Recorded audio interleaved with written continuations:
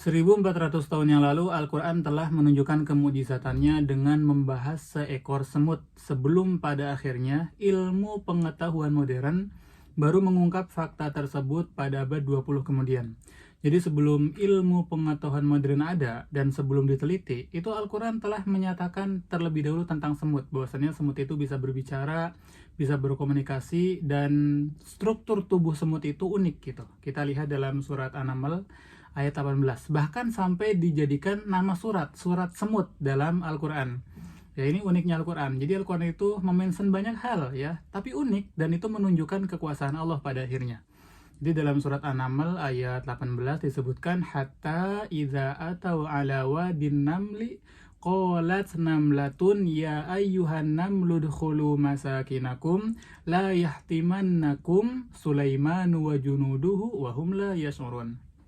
Jadi dalam ayat tersebut, Al-Quran ini mengisahkan tentang semut dan Nabi Sulaiman serta pasukannya. Jadi ketika hatta idza atau ala wadi namli, ketika Nabi Sulaiman dan pasukannya mereka sampai pada lembah semut, jadi tempat di situ banyak semut, itu semut mengatakan qolas namlatun, semut berkata ya ayyuhan namlu dkhulu masakinakum, wahai para semut. Jadi mungkin ini pimpinan semut, wahai para semut, masuklah ke dalam sarang-sarang kalian. La yahtimannakum Sulaiman wa junuduhu, sehingga dengan begitu tidak menghancurkan, meremukan kalian Sulaiman dan bala tentaranya, wahum la yash'urun, dan mereka tidak menyadari. Uniknya ya, ini sangat unik.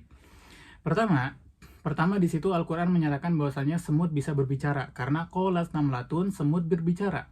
Artinya semut itu bisa berbicara atau berkomunikasi dengan bahasanya. Mungkin sebagian dari kita, bahkan sejak dulu, orang-orang dulu ketika melihat semut itu ya biasa aja gitu, tidak mengambil pelajaran, tidak memperhatikan. Tapi Al-Quran ya benar-benar memperhatikan semut. Artinya di situ Allah bahkan membahasakan bahasa semut. Jadi bahasa semut diterjemahkan kayak gini bahasanya, ya ayyuhan namlu dkhulu masakinakum. Semut berkata, masuklah kalian ke sarang-sarang kalian. Artinya di sini juga menunjukkan Allah bukan hanya memperhatikan manusia, tapi juga semut pun yang sangat kecil Allah perhatikan. Bahkan Allah tahu bahasanya, Allah paham bahasanya, sehingga diceritakan dalam Al-Quran. Seperti itu. Jadi bukan hanya manusia yang diperhatikan, Allah itu maha mengetahuinya seluruhnya. Mau semut, mau bakteri, apapun Allah mengetahui itu semuanya. Tapi di ayat ini Allah memberikan pelajaran tentang semut. Jadi semut berkata, ya ayuhan namlu dkhulu masakinakum, wahai para semut, masuklah ke dalam rumah-rumah kalian, sarang-sarang kalian. Ternyata setelah diteliti oleh ilmu pengetahuan modern, memang semut itu bisa berbicara atau berkomunikasi satu sama lain. Jadi dalam tubuh semut itu cara berkomunikasinya mereka mengeluarkan zat yang bernama feronom ya, zat feronom. Jadi zat feronom tersebut adalah zat khusus, zat kimia untuk berkomunikasi, menunjukkan jalan kepada makanan atau memberikan peringatan terhadap adanya bahaya dan sebagainya. Kemudian juga ada namanya dalam diri semut itu ada antena ya. Ketika antenanya saling menempel itu juga sebagai alat komunikasi. Ada berbagai macam alat komunikasinya, tapi yang salah satunya itu adalah feronom tadi, zat kimia yang dikeluarkan oleh semut. Kemudian juga antena pada semut.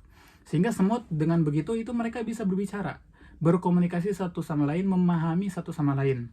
Nah, dalam ayat tersebut, Al-Quran menyebutkan bahwasannya semut berkomunikasi karena adanya bahaya, yaitu akan lewat Nabi Sulaiman dan pasukannya. Gitu kan? Bahkan di ayat tersebut disebutkan, la yahtimanakum. Al-Quran membahasakan dengan bahasa la yahtimanakum, tidak menghancurkan kepada kalian, atau tidak meremukan atau memecahkan. Bukan menginjak.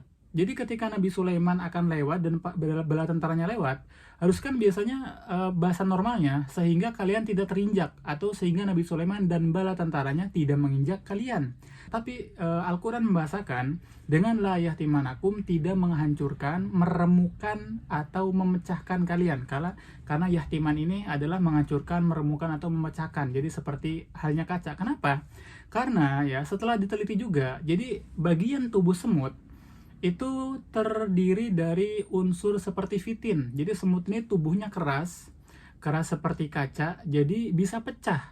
Jadi ketika tertimpa oleh hal-hal yang berat, ini semut tubuhnya ini bisa pecah atau remuk atau hancur, seperti itu. Oleh karenanya dibahasakan la yahtimanakum, tidak menghancurkan atau memecahkan atau meremukkan kalian. Siapa? Sulaiman dan bala tentaranya. Yang unik di akhir disebutkan wahum la yash'urun, sedangkan mereka tidak menyadarinya. Karena memang seperti itu adanya. Ketika kita jalan saja di jalan mungkin ada semut di bawah, kita nggak menyadari ada semut karena saking kecilnya. Jadi ketika semut dalam bahaya bisa diinjak oleh manusia, semut itu tidak menyalahkan manusia itu sendiri.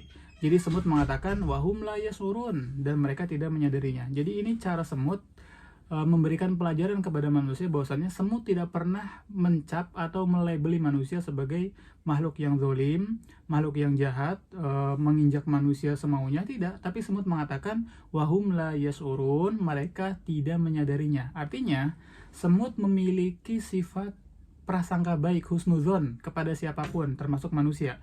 Ketika kita diinjak oleh manusia, itu bukan karena manusia jahat, tapi wahum la yasurun, karena manusia tidak menyadarinya, karena semut adalah makhluk yang kecil.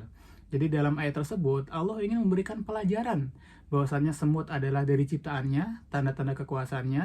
Dengan begitu Allah menerangkan bahasanya, semut berkata seperti ini, berkata seperti ini, Allah tahu, dan menunjukkan kemahatauannya bahwasanya Allah bukan hanya mengetahui manusia, perkataan manusia, tapi perkataan semut pun Allah mengetahui, bahkan bahasanya Allah mengetahui. Kenapa? Karena Allah yang menciptakan semuanya itu. Nah, kemudian Allah mengetahui bagaimana tubuh semut itu dirancang sehingga ketika diinjak itu bahasanya pecah atau remuk kayak gitu. Kemudian juga di akhir Allah mengajarkan wahum la yasurun. Jadi ketika semut itu diinjak oleh manusia, itu semut mengatakan wahum la yasurun karena manusia itu nggak menyadarinya. Artinya ini adalah bentuk dari husnuzon seekor semut kepada manusia. Jadi ini adalah pelajaran yang kita ambil dari surat An-Naml tersebut. Wallahu a'la wa a'lam.